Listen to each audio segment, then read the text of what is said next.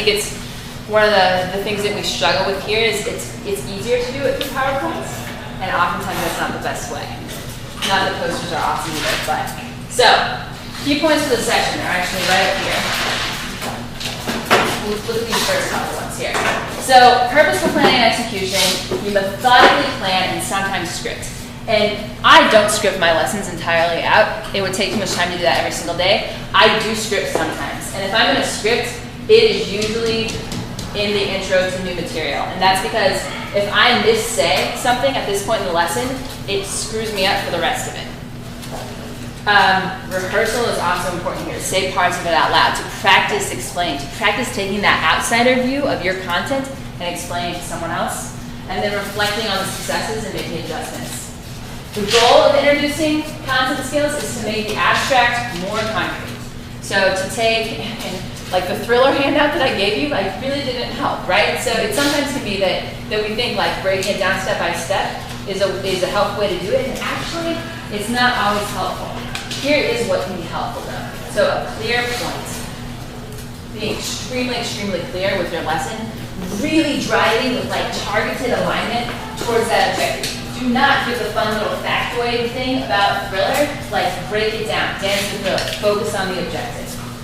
Compelling story, sometimes weaving in some sort of compelling story or example or metaphor. World War I was like 5 teenage girls fighting about Team Jacob or Team Ed. That's what it was like. And then, students even say, hey, Twilight, are like, okay, I'm kind of with you, let's go down this path. Logically scaffolded.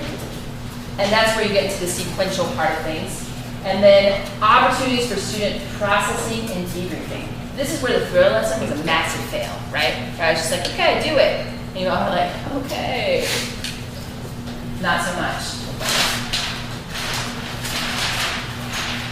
So when introducing new content and skills, successive teachers often bring the key points to life through explanation and or demonstration. So yes, explaining comes into it, but much more powerfully, we modeling and demonstrating.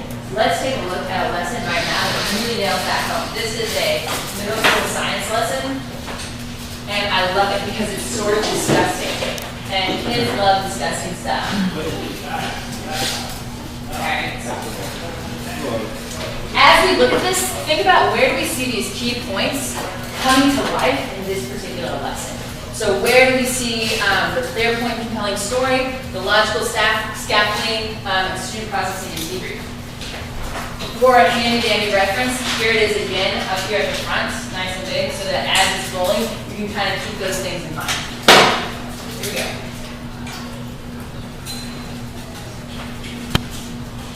I think if we do this, it's like, oh, you want to quick?